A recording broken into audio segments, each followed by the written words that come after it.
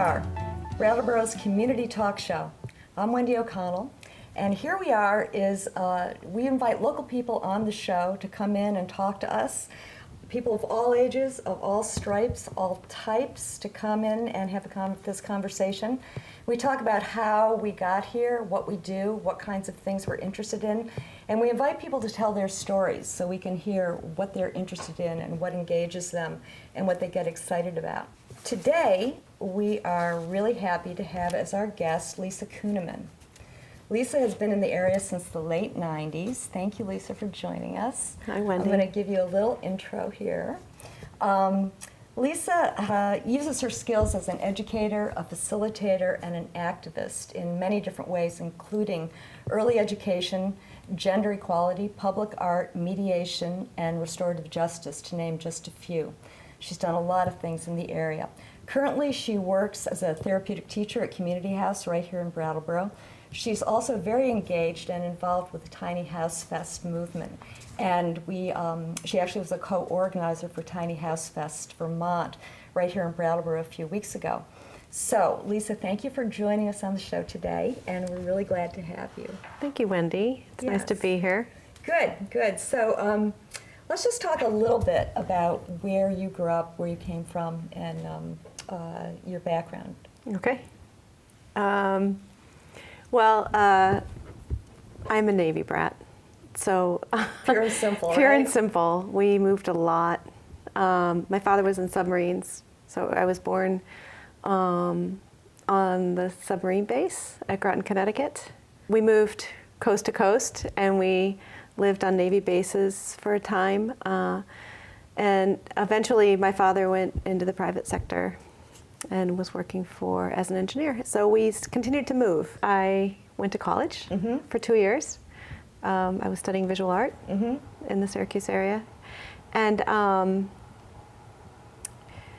then I decided to move. I think it felt natural to move. And so, That makes sense.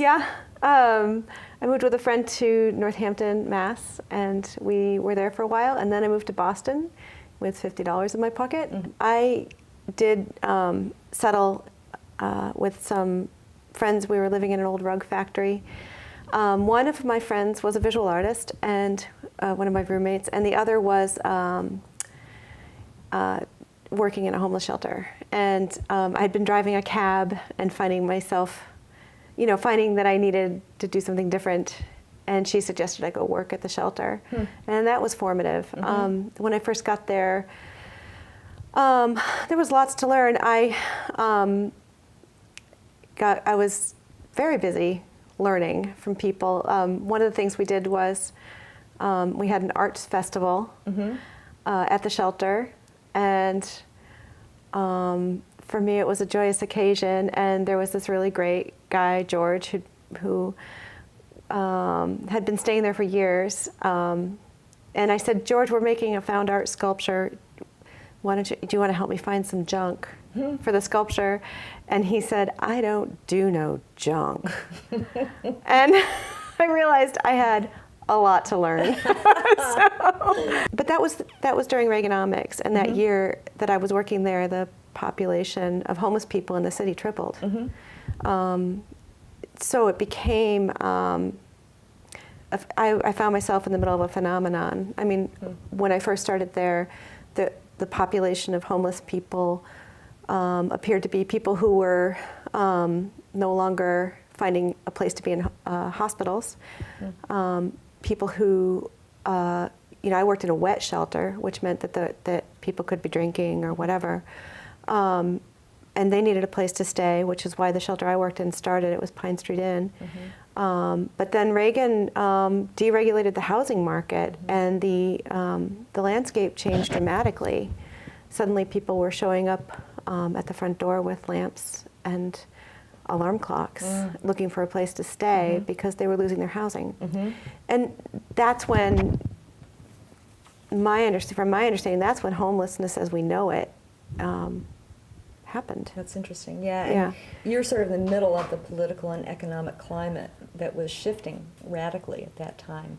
So you were working in a homeless shelter, and then you were, is this also the time when you started getting more involved with activism, street theater, that kind of thing? Yeah. Well, yes. I did a summer at Bread and Puppet, and was very influenced by that. And in Boston, I had, with a friend, co-founded a committee of Jobs with Peace called Homes Not Bombs.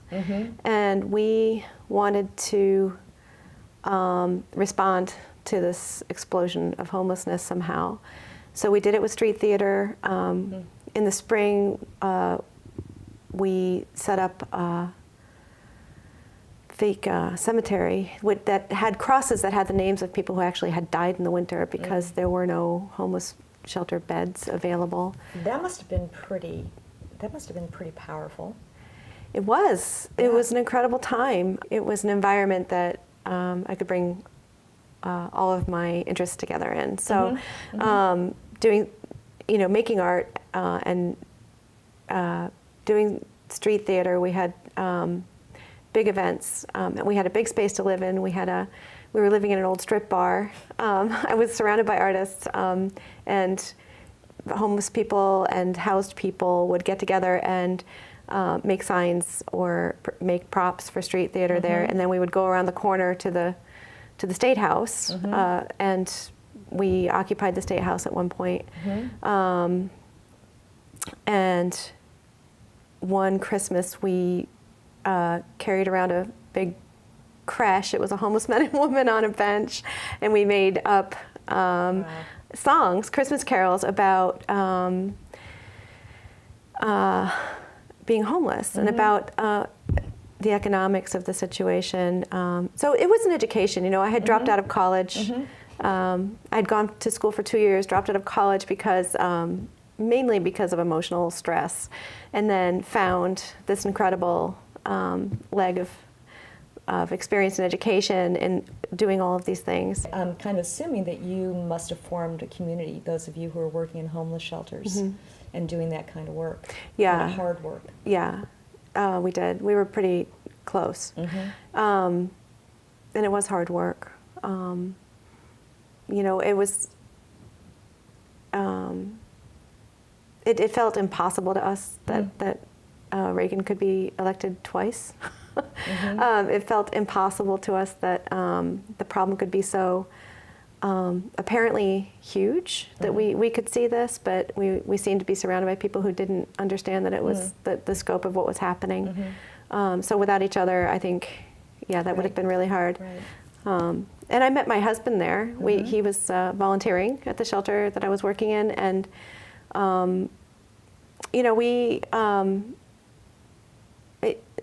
it got hard enough that we decided that we would start looking for another place to live and move on. And we decided to leave the country, basically. That's a big decision. Yeah. Big decision. Yeah. And where did you go? So we went to, it's now the Czech Republic. That's far away. Yeah, yeah. They had just experienced a revolution there. And What year? 90. So the revolution happened in 89, and we went, Chris was a high school English teacher, and I was an itinerant conversation teacher the first year, and I was a student. I went back to college while I was there the second year. So you were in college in Czechoslovakia. So you had learned how to speak the language. Enough to do studio work. Yeah. Studio artwork. Studio artwork. Okay. Yeah. The cultural shift from Boston to Czechoslovakia was huge. It was huge. It was huge. Well, from Boston or anywhere in the United States. Right. Yeah. The cultural differences. They weren't necessarily as obvious immediately as they might have been if I'd gone, to say someplace on the equator, because it's still Eastern Europe.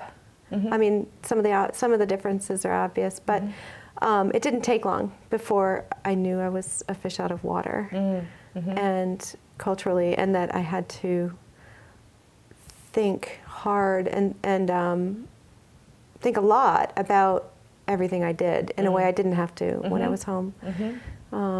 Was it? Did it get to be comfortable? Did you feel at home there? I figured out how to navigate. I made amazing friends, lovely connections.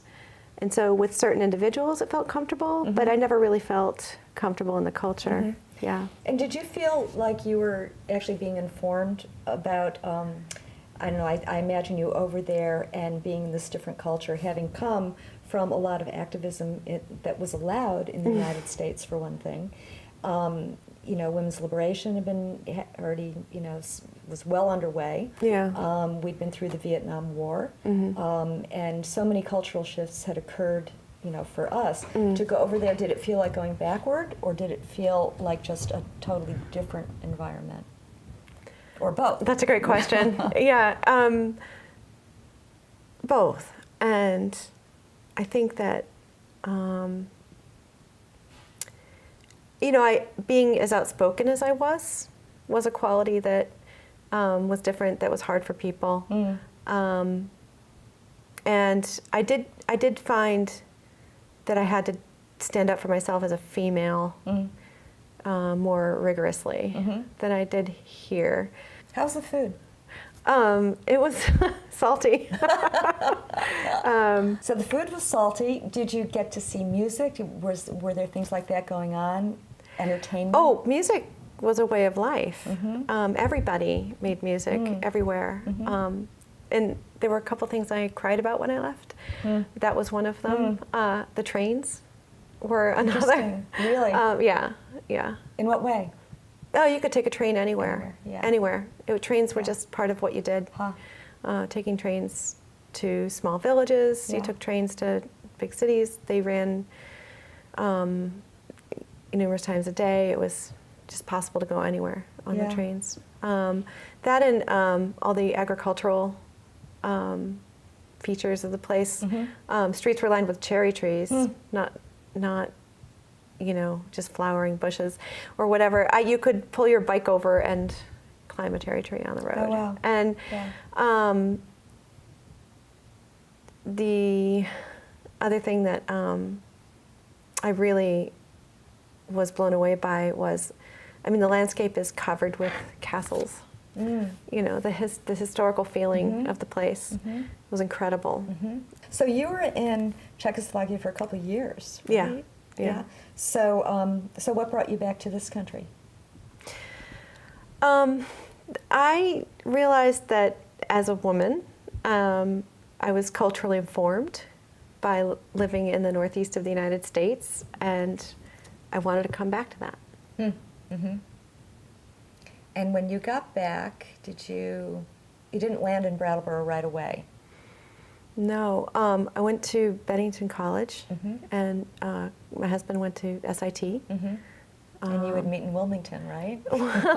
Mostly he came to Bennington to visit because I had studios. I couldn't really put them in the car and travel with them, but he had books. He could put books in the car.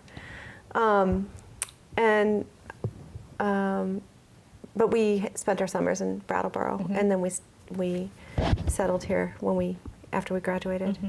And so all these years, you're carrying, I don't know if you would call it an actual practice, but art was part of your life through all of these different phases. Yeah, I identified as an artist. And I set up a studio. But being in the studio alone all day just never really, never felt great. And that seems to go back also to when you were in Boston and when we were talking about you having a community of activists or a community of people that you worked with. And so the dynamics that are created when you're working with other people is very different than when you're working alone in a studio. The way I ended up navigating all of that was by, I had a good friend, Colin Leach. I still have a good friend, Colin Leach. But she and I developed a workshop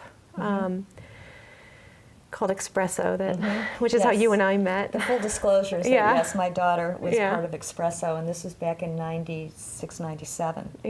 Yeah. So for a couple of years, we were creating workshops that brought girls together, middle school aged or high school aged, to explore self-expression and self-censorship, and I was reading Carol Gilligan at the time, and this is where this is when it became clear to me that I'm something of a systems geek. like making art in a vacuum never really, artists respond to the environment, don't get me wrong, but wanting to be understanding the environment and working with the environment as well as the artwork itself started to take on a life of its own for me, really. So reading Carol Gilligan and about women's psychology and the revolution that was happening there, with the work she was doing, and then trying to take from that what I could to understand what was possible in these workshops with girls. We were totally experimenting, but getting an amazing response. It went really well. And there's nothing like it that was going on in town like that. Yeah. Right. That group had wanted to create a mural of Georgia O'Keeffe as a young woman. That was their interest. And so, and the way they decided to work together on that was to divide the canvas into sections, and they each took a section and painted a piece of it. That's right. Yeah. That was great. Yeah. Yes. And we hung it on the wall of what had been the Common Ground at the time. Yeah. So the Everybody's Books building. Yeah. And that's a funny little corner. There have been quite a few little public art things that have happened there. Yeah. The sidewalk, which is still there, which Yeah. is embedded with various art, mosaic almost kind of things. Right. Yeah. And the Common Ground, which of course was its Was own, here at the time. Was there at the time. Yeah. And is its own landmark. I think it's worth mentioning is, and this is true of obviously not just girls groups, but when you get a group of people together working on something together that's going to be be manifested either publicly or you have a show or something, they form their own community. I know my daughter has talked about this in work that she's done with either gender issues or women in prisons. And there's no demarcation between the participants and those who are putting on, who are also the educators or the facilitators. You begin to form your own group, and so it's a very holistic kind of situation. Organic. You're creating something organically together, and bringing it into manifestation. It's very dynamic. Yeah. I think what became most apparent to me in that process was that I needed better facilitation skills. And so my ambition was, greater than my skill. Right. Good time to learn it, though. Yeah. So you actually did go back to school. I did. To get some yeah. skills. I went to school for mediation and applied conflict studies. Yeah. That could take you a few places. Yeah. Yeah. It did. Everybody I know has ideals and hopes for what we can create in the world, whether we're doing personal work or professional work. And I don't know anybody who hasn't been surprised by the challenges. When I started parenting, we ended up being professional parents by creating a contract with the state to provide therapeutic foster and adoptive care that was unique. So some people just have a family and a house, right? But we, or some people just have a studio and work from it. And each of these areas of focus sort of became ground central for moving from personal to public. That's a really interesting way of putting it too, and also that you lived pretty congruent with the things that you were interested in, and also the things that you felt needed expression. It's amazing. It's wonderful you were able to do that, and sometimes we just don't see that except in hindsight. Right. But it seems like in a lot of ways you were aware of the things that you needed at the time, and you went forward, and you had some challenges. Well, I bumped into things as people do. Yeah. Also part of learning and growing, and there's formal education and there's informal education. So. Right. So many of the things that you've done require a lot of stamina, a lot of sticking with really difficult situations, mediating, working with different people with different ideas and different wishes for outcome. The restorative justice, which we haven't really even touched on, and the early education work that you do at Community House. That's a lot of very intense energy, you know, that you're putting out there. Is there a place, you know, in your life that you go to, right, for that kind of, you know, letting go of all of the things that the difficult things that you're involved in, and even though they certainly vitalize you, you know, there's still challenges. So yeah, it's interesting. I am not a letting go person.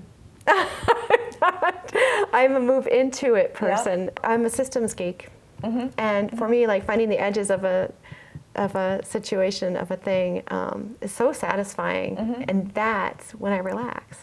That's when I let go. That's very interesting. Yeah, with that in mind, meet a good friend, Erin O'Keefe, who. She and Kevin O'Keefe had, they were facilitating workshops called Circus Yoga. And I was looking for more joy in what I was doing. I needed some more of that. And found a really incredible practice that was really a practice of facilitating you know, experiences of felt connection through play, facilitated play. You know, in a situation where basically people were facilitating connection and play as if connection itself was valuable enough that that's what you're going to pursue. You know, that's what you're going to do. Right. And I would say a week of Circus Yoga was, for me, one of the most like sort of fueling experiences, less about letting go and more about getting together. Right, and working with other people, and that, Yeah. you know, and you were working with Erin at that time, and so did the tiny houses come out of that partnership? Being friends with Erin, she and Kevin have made a plan to build and live in a tiny house, and at the same time, you know, Chris and I are wondering how to retire, and if retirement is ever possible. I'm not alone, and it looks like a really potentially interesting solution. You know, it's a really interesting conversation that people are having. Yes. About tiny houses. It's huge. Yeah. Yep. In fact, we decided. So Erin and our friend Betsy Hall and I were talking about this, and Betsy said, let's have a festival, let's have a Tiny House Fest. And we said, sure. And before we knew it, we were having a festival. And this was last year. The first one was last year, downtown. We really wanted it to be downtown. We wanted the activity of creating a gathering to have a really positive effect on downtown Brattleboro and our community. And